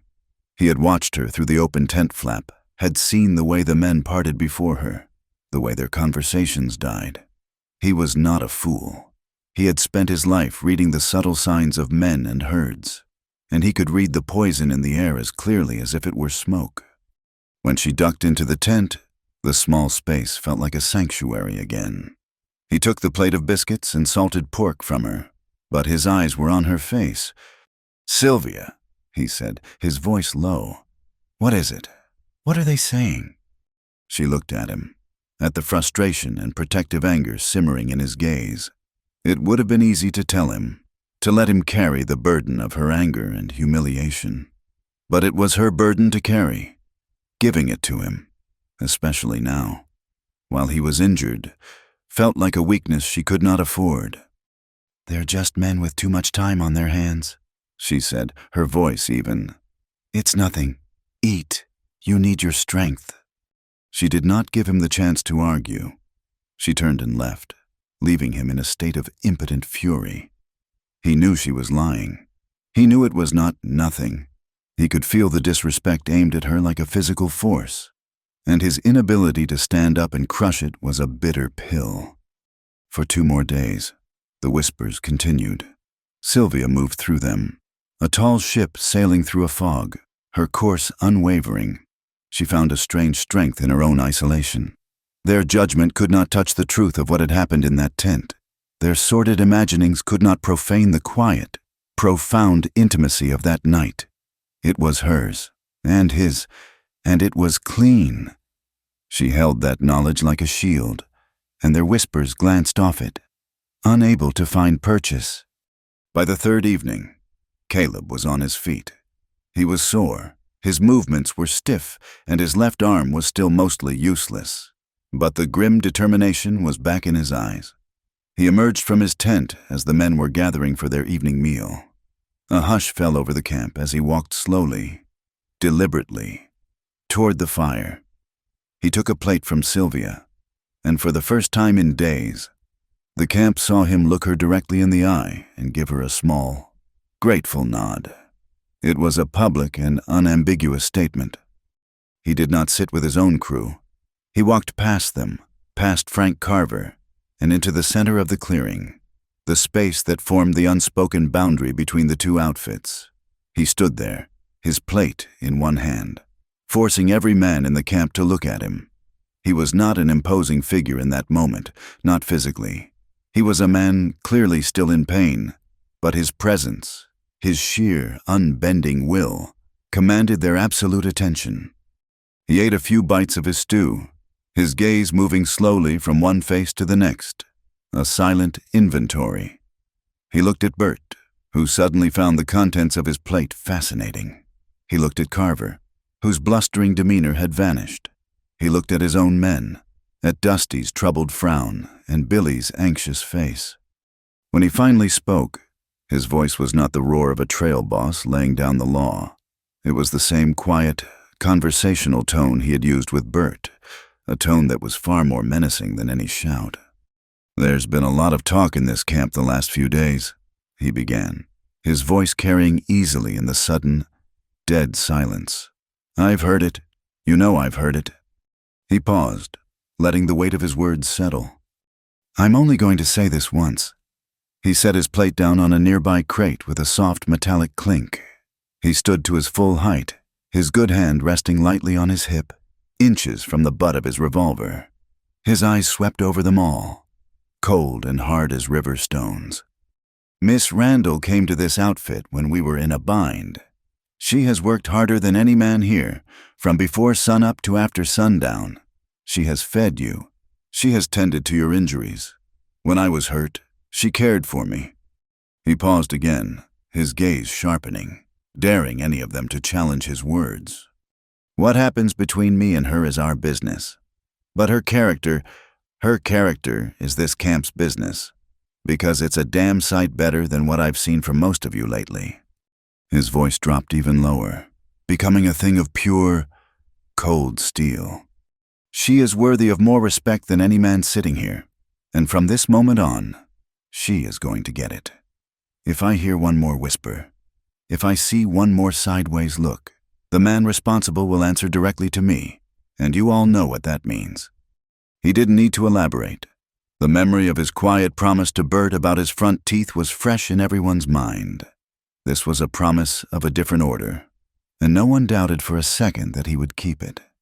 He stood there for a long, ringing moment, letting the silence solidify his decree. Then he bent down, picked up his plate, and walked back to his own crew, sitting down on a log next to Dusty. The confrontation was over. Sylvia had not stopped her work. Throughout his speech, she had continued to methodically scrub the large stew pot, her back to the camp, but she had heard every word. Each quiet, deliberate sentence had landed in her heart, not as a defense, but as a testament. He hadn't made excuses. He hadn't tried to explain or justify. He had simply stated a truth, his truth, and demanded that the world align itself to it. He had taken her private worth and made it public law. A slow, hot tear traced a path through the grime on her cheek. She wiped it away angrily with the back of her hand before anyone could see. The mood in the camp shifted. It was not a sudden, miraculous transformation into friendship, but the malice was gone. The whispers were silenced. The smirks were wiped clean. When Bert had to ask her for more coffee, he said, "Ma'am, please," and he did not quite meet her eyes, but his voice was respectful. Later, when the camp had settled and the fire had burned down to glowing embers, Caleb came to the chuck wagon. Sylvia was packing away the last of the clean plates. They stood in the comfortable silence that was their native language. "Thank you," she said softly, not looking at him. "For what?" he asked. "For telling the truth." She finally turned to face him in the soft, flickering starlight. The last of the tension, the last of the hurt, seemed to drain out of her. "Yes," she said, "for that." He gave her a small, tired smile. "Get some rest, Sylvia." As he turned and walked toward his tent, she watched him go. The world was still a hard and judgmental place, but she knew, with a certainty that settled deep in her bones, that she was no longer facing it alone. The long drive ended not with a bang, but with a slow, weary exhalation.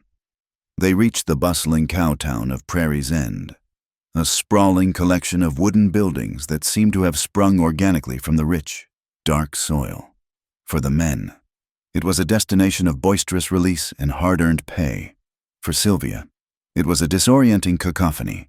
After months of hearing only wind, cattle, and the quiet voices of a few men, the clamor of the town, the rattle of wagons, the shouts of vendors, the constant tinny music from 3 different saloons was a physical assault.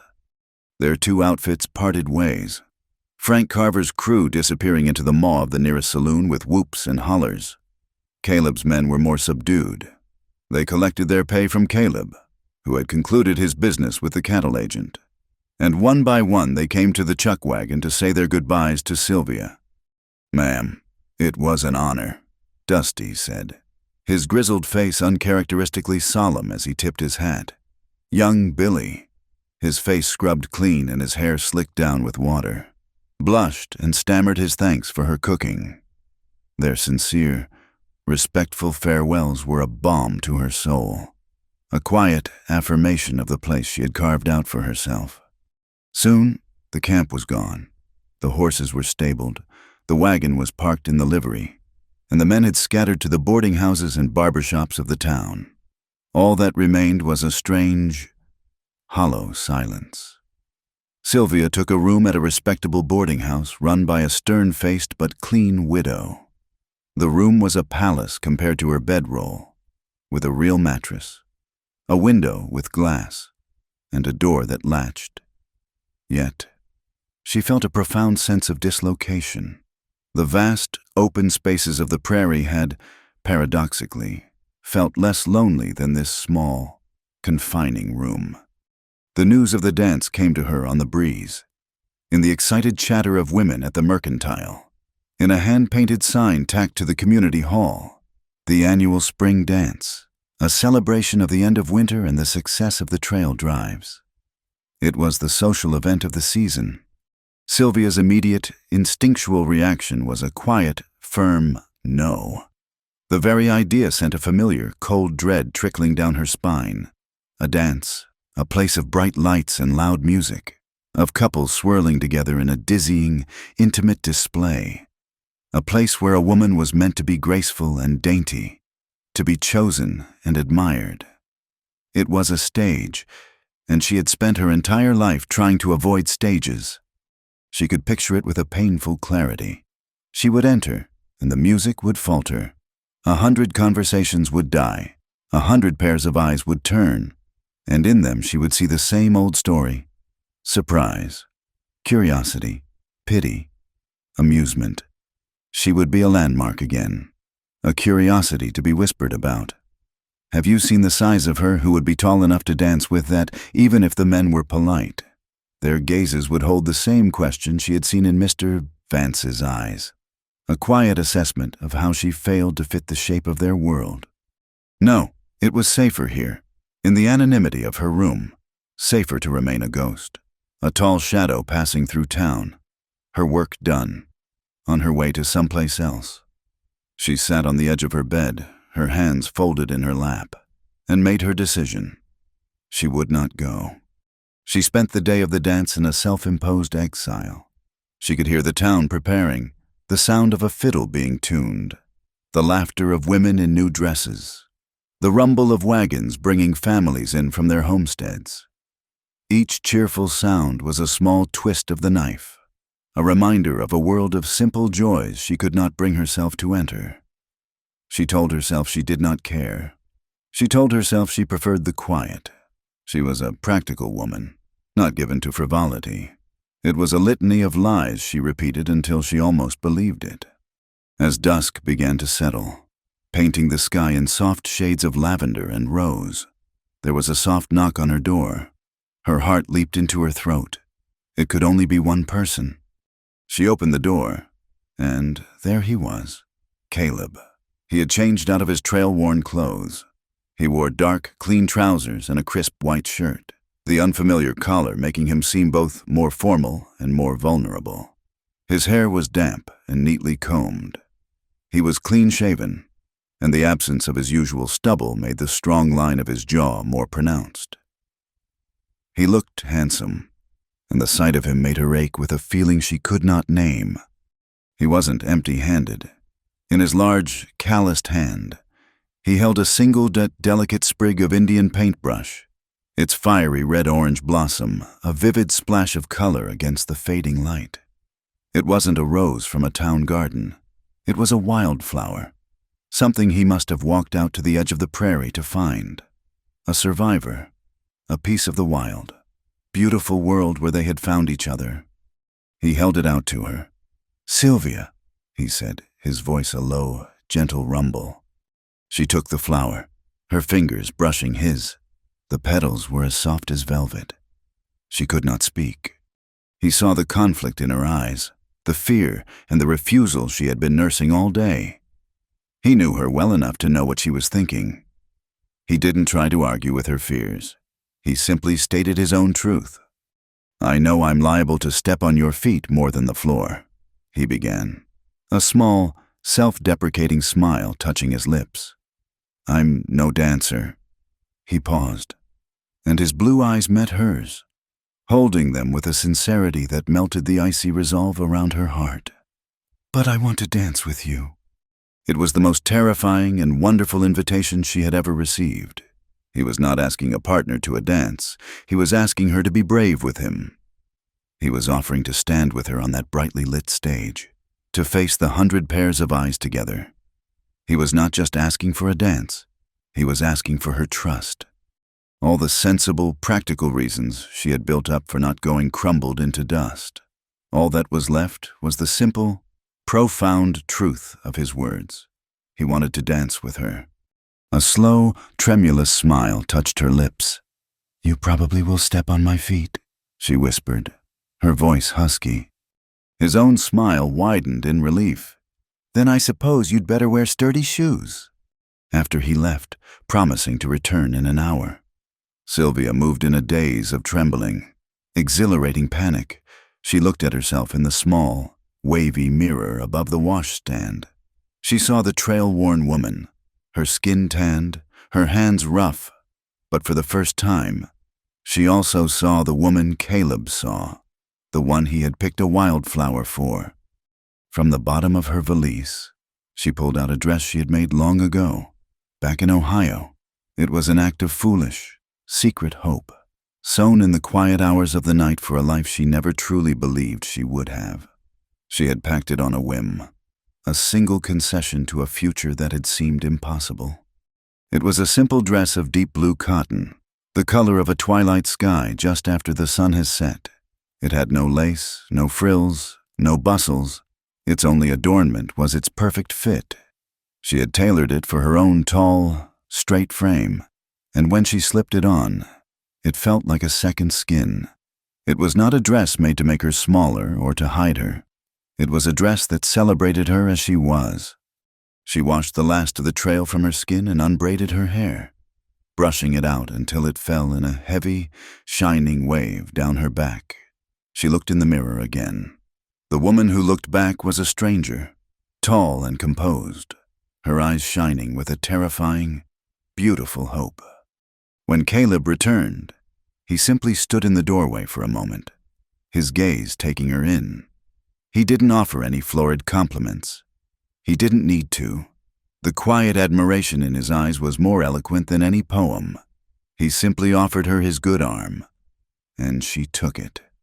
Walking into the community hall on Caleb's arm was the bravest thing Sylvia had ever done. The room was a swirl of motion and color, brightly lit by dozens of lanterns. A lively fiddle and guitar duo were playing on a raised platform, their music the joyful, thumping heartbeat of the town. The air was thick with the scent of sawdust, sweat, and cheap perfume. As she had predicted, their entrance caused a stir. The music did not stop, but the volume of conversation dropped. Heads turned, eyes widened. She felt 100 gazes land on them, and her hand tightened instinctively on Caleb's arm. He gave her hand a small, reassuring squeeze, his presence a solid, unshakable anchor in the swirling room.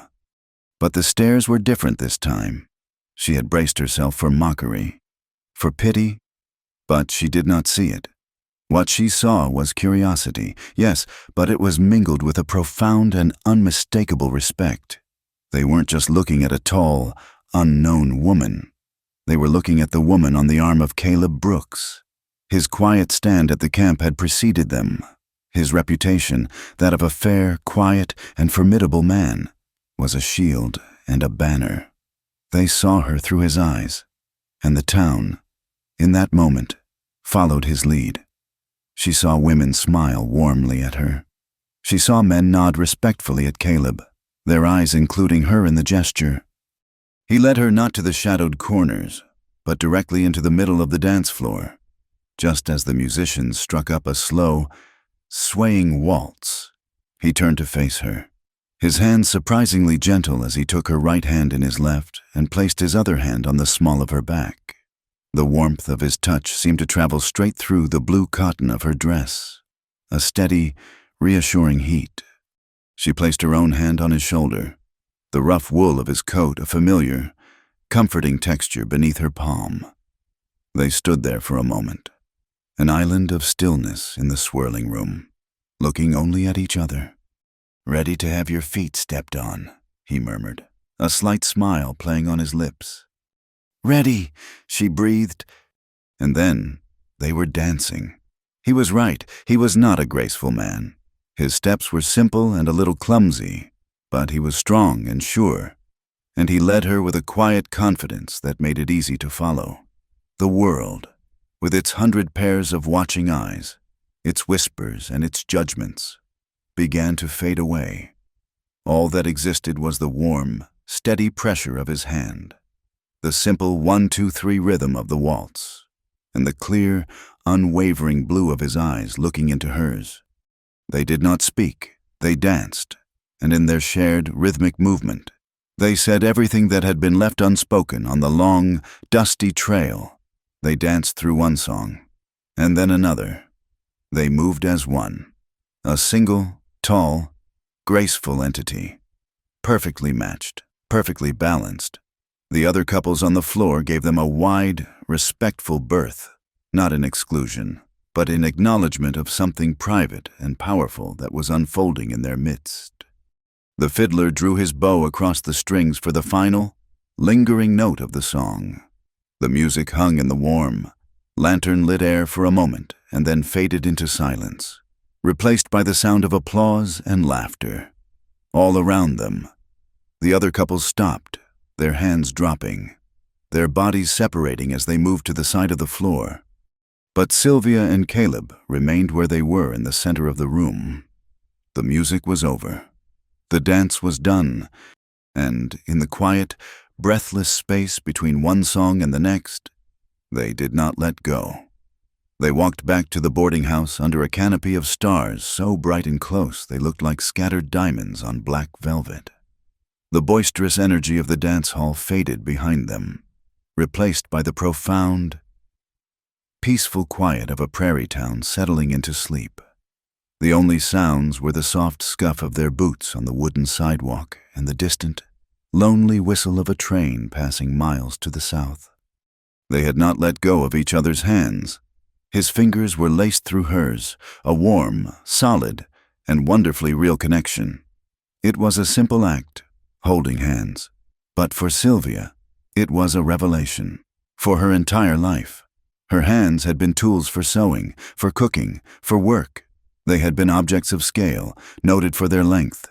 But now, in his grasp, her hand was simply a hand, a point of contact, a vessel of shared warmth.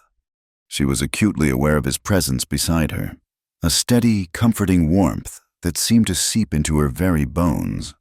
At the dance, under the glare of 100 lanterns and 100 pairs of eyes, she had felt a terrifying, exhilarating sense of exposure. But here, walking through the moon-drenched streets, she felt something else entirely. She felt seen, but not watched. She felt known. They reached the door of the widow's boarding house. The light in the front parlor was out, the house dark and asleep. This was it, the end of the evening, the point where he would say good night, tip his hat, and walk away into the darkness, leaving her to return to her small, solitary room. A familiar ache, the dull throb of anticipated loneliness, began to surface in her chest. She had grown so accustomed to it over the years that it felt like a part of her. But tonight, after the warmth of the dance, it felt sharper, more painful. Caleb paused at the foot of the porch steps, turning to face her. In the silvery moonlight, his face was a landscape of shadow and light, his eyes dark and serious. He still held her hand, his thumb stroking the back of it in a slow, thoughtful rhythm. "Sylvia," he said, his voice a low murmur that was for her alone. She waited, her heart beating a slow, heavy tattoo against her ribs. He did not release her hand. Instead, with a gentle pressure, he led her up the 2 steps and to the front door of the house. He waited as she produced the heavy iron key from the pocket of her dress and unlocked the door. The click of the latch sounded unnaturally loud in the silent night. She expected him to say his goodbyes here, at the threshold. It was the proper, respectable thing to do, but he did not. He simply stood there, a tall, quiet shadow, waiting. She pushed the door open and stepped into the unlit hallway, the air cool and smelling faintly of beeswax and dried lavender. She turned, expecting him to be gone, but he was still there, just outside the door, his gaze fixed on her. "I'll see you to your room," he said, a simple statement of fact that brooked no argument. It was not a question. It was a quiet declaration that his responsibility for her evening was not yet over. She nodded, unable to speak, and led the way up the creaking staircase. Her room was at the end of the hall. The door was unlocked. For a moment, she just stood before it, her hand resting on the cool wood of the doorframe. This was the final threshold. Caleb stopped beside her. He was so close she could feel the heat radiating from his body, could smell the clean, faint scent of soap and the wild, sagebrush air that always seemed to cling to him. With a courage she did not know she possessed, she pushed her own door open and stepped inside. A small fire she had laid in the hearth earlier had burned down to a bed of glowing, ruby-red embers, casting a soft, warm, and intimate light across the room. It was a simple space, a bed, a chair, a washstand, but in the gentle firelight, it looked like a haven. It looked like a home. She turned back to face him. He was standing just inside the doorway, his broad shoulders seeming to fill the entire frame. He had taken off his hat, and he held it in his hands, turning the brim over and over in a gesture of uncharacteristic nervousness. The swagger of the trail boss was gone. In its place was a man, vulnerable and hopeful, standing on the edge of a decision that was not his to make. He looked around the small, simple room, and then his gaze came to rest on her face. The firelight softened the hard lines of his features, and his blue eyes were full of a deep, tender emotion that made her breath catch in her throat. "Anywhere you go, Sylvia," he said, his voice a rough, heartfelt whisper, "could be a home. You have that strength in you. You could make a home out of nothing but dust and sky." He took a half step into the room, closing a small portion of the distance between them. "But if you choose this place," he began, and then his voice trailed off. He did not need to finish the sentence. The unspoken offer hung in the warm, still air between them. "If you choose this town, if you choose this life, if you choose me," it was all there, in his eyes, in the quiet, hopeful way he stood before her. He was offering her not a cage, but an anchor, not a possession, but a partnership. Sylvia's heart felt as if it were swelling in her chest, a painful, beautiful expansion.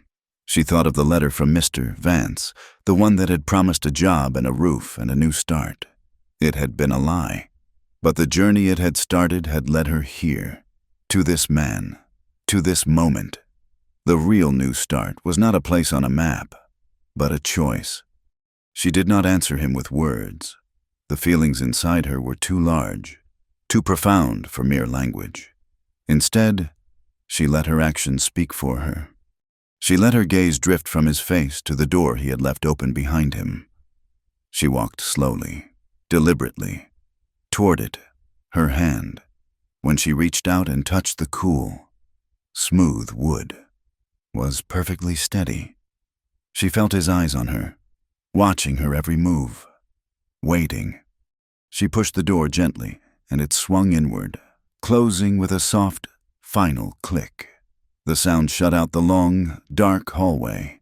It shut out the sleeping town. It shut out the entire world of whispers and judgments and closed doors that she had known for so long. She turned the heavy iron key that was already in the lock. The mechanism turned with a satisfying, solid thud, the sound of a bolt sliding home. She turned back to face him. The firelight danced in her eyes, and the last of her fear was gone, replaced by a quiet, radiant certainty. She was not a guest here. She was not a temporary cook or a passing curiosity. She was home. She looked at the man who was her home, and a soft smile touched her lips. "Lock the door," she asked, her voice a low, intimate whisper that was both a question and an answer. A slow, brilliant smile of pure, unadulterated joy spread across Caleb's face, chasing away the last of the shadows. The relief in his eyes was a beautiful thing to behold. "Only," he breathed, his voice thick with emotion, "if you want to." And Sylvia Jane Randall, a woman who had traveled 1,000 miles to find her place, reached out and gave the key one final, gentle turn, locking the door on her past and opening another onto the rest of her life. Thank you for listening to our story. Let us know in the comments where you're listening from so we can share our thoughts and connect. Please subscribe to our channel, Wild West Stories 1850, like the video, and give it a little extra support by hitting the hype button to help this story be heard by more people.